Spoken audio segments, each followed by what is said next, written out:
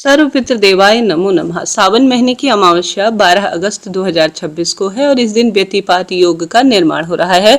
व्यतिपात योग सर्वश्रेष्ठ माना जाता है शिव पूजन के लिए। इस दिन किया गया सत्कर्म पितरों को सुख देता है। इस दिन आप अन्नदान, जलदान, वस्त्रदान, गोदान, भूदान जो भी करते हैं वह पितरों को प्राप्त होता है और पितृ प्रसन्न है तो घर में पुत्र पौत्र का वरदान मिलता है। वही पितृदोष लगा हुआ है तो संतान कहीं ना कहीं दुख पाती है, वंश वृद्धि में दिक्कत होती है, घर में अशांति सी छाई रहती है। पितरों का दिया हुआ इतना हमारे पास है, अगर हम थोड़ा सा उनके लिए जो तिथि निर्धारित की गई है उसमें कुछ श्रेष्ठ कार्य करते हैं तो लाभ होता है। सबसे पहले दीपदान की बात करें तो आपको सुबह और शाम जरूर से अमावस पर या तो पीपल पेड़ की जड़ पर या द्वार पर या घर पर ही आपके घर की रसोई है वहां पर मटका परिंदा पितरों के देवता स्वधा माता का नाम लेकर सोमक पितृ की जय कहते हुए या आप सरल तरीके से सामान्य अवस्था में पितृ सर्व पितृ देवाय नमो नमः कहते हुए दक्षिण दिशा पितरों की होती है। लंबी बत्ती रखे, दीपक में घी या तिल के तेल का प्रयोग करें और काला तिल उसमें जरूर डालें। सरसों के तेल का पितरों की पूजा में प्रयोग नहीं होता है तो लंबी बत्ती का दीपक सुबह समय हो तो सुबह करें, शाम को समय हो तो दीपदान रूप में हर महिला पुरुष को यह कार्य करना चाहिए। इसके साथ साथ आप सभी जानते होंगे इस दिन दान की बहुत महत्वता है। जैसे कि आप सभी विशेष तौर पर एक नारियल लीजिए, गोला जिसे कहते हैं। यह गुरुजी ही नहीं सभी गुरुजन बताते हैं यह भारी पितृदोष की मुक्ति का साधन है और यह सबसे बड़ा दान है। एक नारियल लीजिए, नारियल को गोला जिसे कहते हैं उसे थोड़ा सा काट लीजिए एक जगह से ताकि उसके अंदर जगह बन जाए। थोड़ा आटा और चीनी को सेक लीजिए, पंजरी बना लीजिए और इस नारियल के गोले के अंदर आटा और चीनी को भर लीजिए। घर में घूमते घूमते ऐसा मन में प्रार्थना करें कि मेरे घर से पितृदोष समाप्त हो, पितृ अधोगति में हैं, भूखे हैं तो उनको तृप्ति मिले, ऐसी प्रार्थना करते हुए गोले के अंदर आप सभी यह जो ठंडा किया हुआ आटा आपने चीनी पंजरी बनाई है इसे आप डाल दीजिए। घर में घूमते घूमते मौली से इसे ऊपर से बांध लीजिए, जो कटा हुआ हिस्सा है अच्छी तरह से रखकर इसे बांध लीजिए। गोले को घर के सभी सदस्यों के हाथ का स्पर्श करा लीजिए और इसके साथ ही थोड़ा सा कच्चा दूध भी आप ले जाए। किसी भी पीपल पेड़ की जड़ में, कोई भी पीपल पेड़ हो सकता है, उसकी जड़ में गड्ढा खोदकर घर में संतान वंश की वृद्धि हो और मैं ये महादान कर रही हूँ, हे पितृ देवता आप तृप्त हो, ऐसी प्रार्थना कर कर गड्ढा खोदकर इस नारियल को जो कि पंजरी भरा हुआ है आप दबाकर आ जाइए। ऊपर से थोड़ा 2-4 पत्थर रख दीजिए और थोड़ा सा कच्चा दूध उसके ऊपर छोड़ दीजिए। कहा जाता है जो भी यह श्रेष्ठ कर्म करता है वह भारी दोषों से मुक्ति प्राप्त होता है और वंश वृद्धि खूब ही हो जाती है। करके देखिएगा, गुरुजी ही नहीं बहुत सारे गुरुजन इस दिव्य उपाय को बताते हैं और आप करिएगा। गंगा जल मिश्रित जल से ब्रह्म मुहूर्त में या सूर्य उदय के पास आसपास आप जग जाइए। उसके बाद एक जल का लोटा लीजिए, जल के लोटे में काला तिल, जौ, कुशा, दुर्वा और कच्चा दूध और तुलसी का पत्ता, इनमें से 2-4 चीजें भी मिल जाए तो बहुत ही उत्तम है।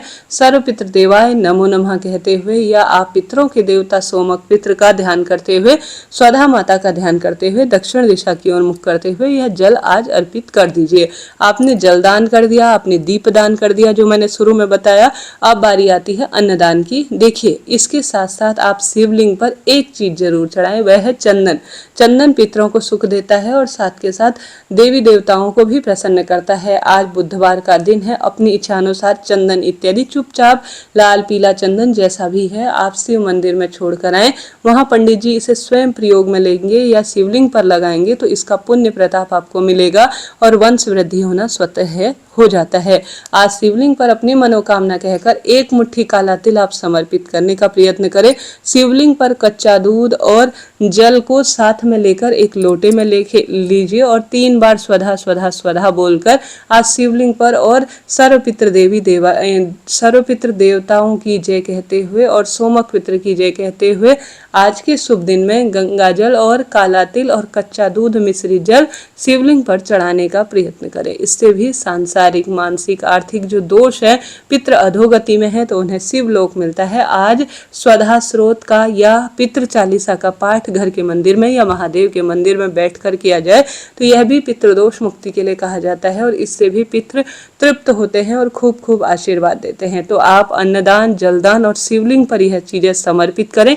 चंदन 7 स्थानों पर जरूर लगाएं। एक तो नंदी बाबा के मस्तक पर आज पितृ देवता का ध्यान करते हुए, एक जहां से शिवलिंग पर एक एक बूंद बूंद करके जल बहता है, दूसरा यह स्थान, तीसरा गणेश जी महाराज, चौथा कार्तिकेय भगवान, माता रानी का हस्त कमल और जो अशोक सुंदरी माता है और शिवलिंग, इन 5, 6, 7 स्थानों पर चंदन जरूर लगाए। घर पर करें या महादेव के मंदिर में, इच्छा आपकी है, इससे लाभ ही मिलता है। आज के दिन हरियाली तीज है, पेड़ लगाने की बहुत महत्वता है।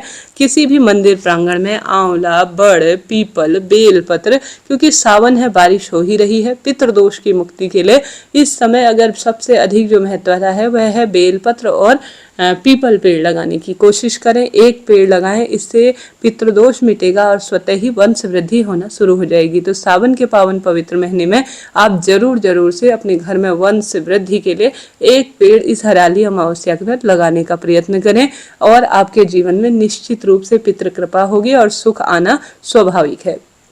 इसके साथ साथ इस दिन बनाया जाता है खीर और पूड़ी का भोग। पितरों को यह बहुत प्रिय है, तो खीर पूड़ी अपने घर पर बनाएं और इसका भोग सबसे पहले पितरों को लगाएं।